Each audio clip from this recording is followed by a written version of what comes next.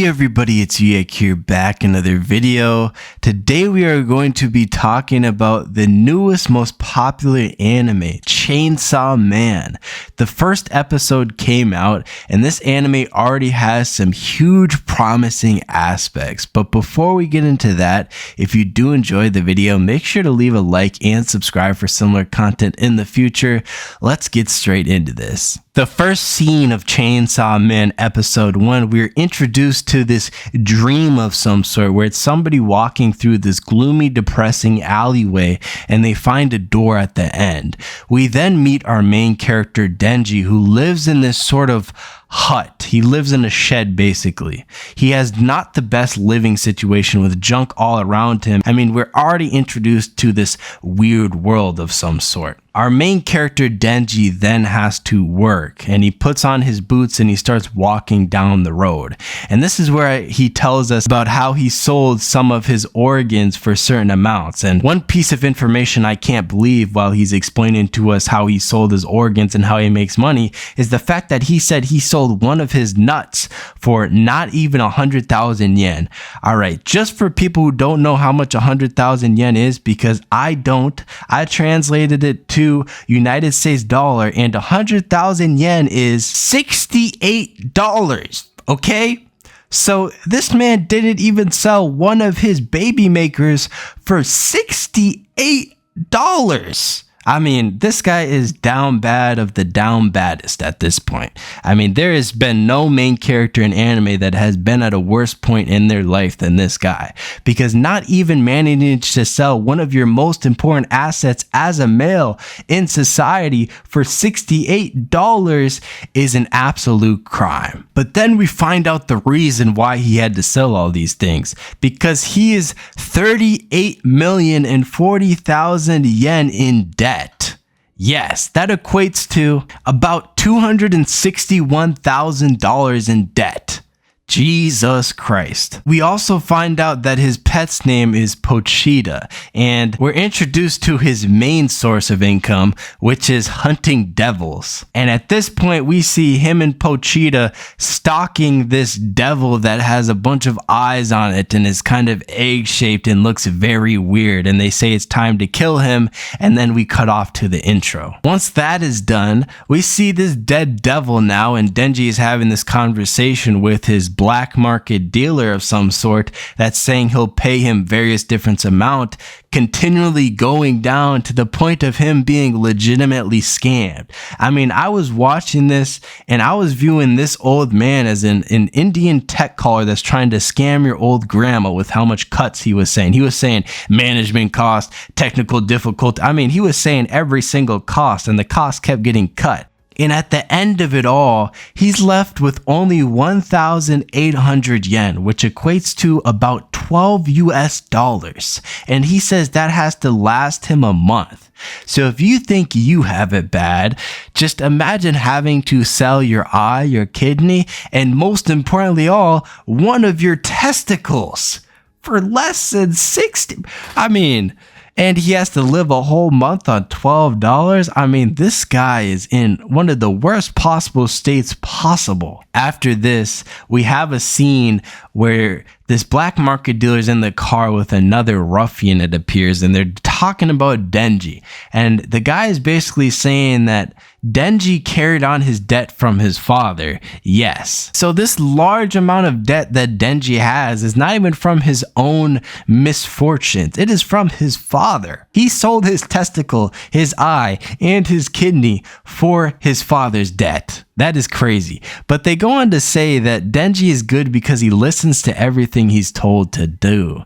And this is further demonstrated by the fact that they pull over this car and the guy addresses Denji as a dog. I mean, this is some different kind of disrespect. And he asked Denji if he would eat a cigarette for 100 yen. And Denji, of course, being the enthusiastic, I mean, he's not dumb. He's just playing this character of some sort of obeying them because he really has no choice. It seems like like these people are part of the Yakuza. So what is he really going to do besides listen to him? And that's exactly what he does. The guy asks him to eat a cigarette, and that's exactly what he does for 100 yen.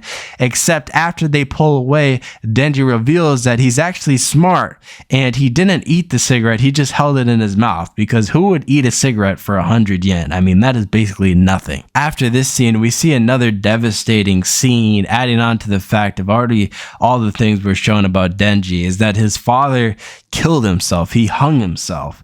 And the black market dealer is with Denji as a kid, and he's saying that Denji has to gather a certain amount of yen by tomorrow, or they're going to kill him and sell all of his parts. And Denji, at this point, at the lowest of lows, his father just passed away. He meets the demon Pochita, and this is where he notices that the demon is injured. And this gives him flashbacks of him seeing his father hang himself, and he's like, I don't want anything else to die, is what I took from this scene. And he tells the demon to bite him to live. And this is what Pochita does. Pochita bites him, and he says that they make a contract with this. Pochita doesn't get this for free.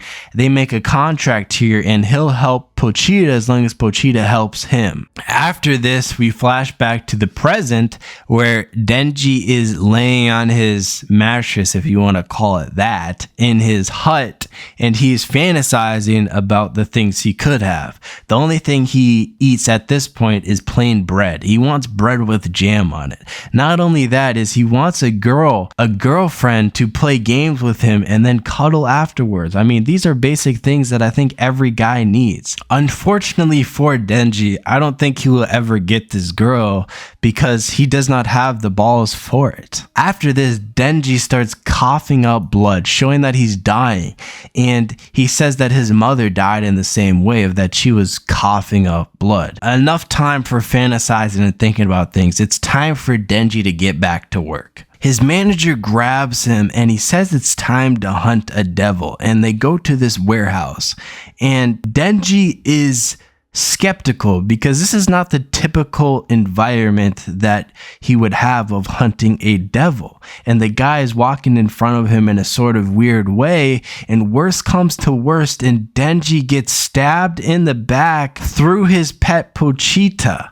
He got betrayed by the Yakuza. His manager then explains the fact that the Yakuza is always greedy for power as well, and they went as far as to make a deal with a devil to trade their bodies for power. We then see the devil itself explaining to Denji that it hates devil hunters and that Denji is going to die.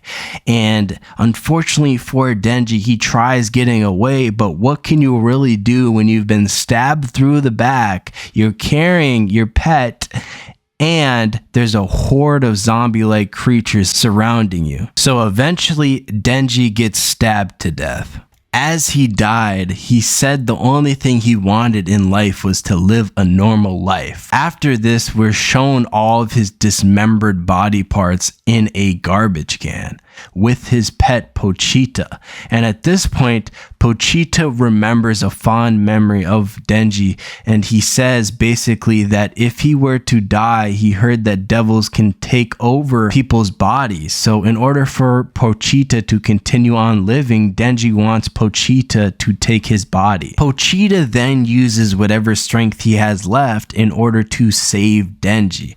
We see Denji's body parts become sewn back together, and him and Pochita go into this dream reality where Pochita tells Denji that he wants to see Denji live out his dreams, and he's willing to give his heart in order to see him live out his dreams. Denji is then resurrected in this garbage can. Denji then exits this garbage can, and the devil notices him. And the devil doesn't understand why Denji is still alive after being cut up and placed in a garbage can, so he orders all of his Yakuza zombie devil creature is to go and eat Denji. And that's exactly what they do. They pile up on Denji and overwhelm him.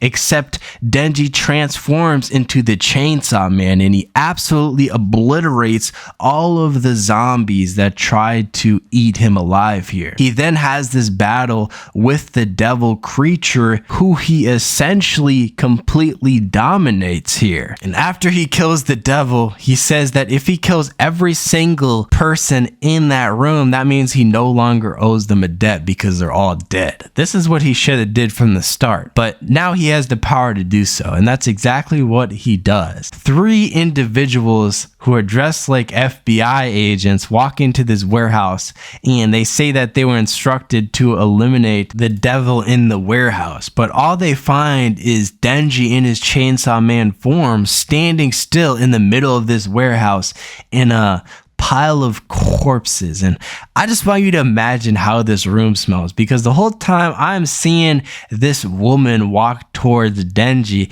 and I'm thinking, does she not notice the smell of this room? There is countless dead bodies, bro. If you don't know, dead bodies are like the worst thing you can smell, and there is no reaction at all from absolutely anybody that there is hundreds of dead bodies and blood everywhere. In fact, the girl even goes up to Denji and walks straight up to him with seemingly no fear. And at this point, Denji completely collapses from working through the night by killing all of these members. And before he collapses, he says, "Hug me," which is very odd for him to say, but that's what he says. And even more odder than that is the fact that this girl actually hugged him. After she hugs him, she tells Denji that he has 2 options. He can either die like every other devil here, or he can become hers. She says she'll keep him well fed, and this prompts Denji to ask what will be for breakfast. She says there will be bread with butter and jam, salad, and coffee, which obviously Denji has never had, and he obviously accepts this, and this is where the episode ends. Chainsaw Man definitely looks like an anime that is going to be at the top because the graphics are amazing. They truly represent the environment, and the story so far has been intriguing. But if you enjoyed the video, make sure to leave a like and subscribe for similar content in the future. I will see you in the next video.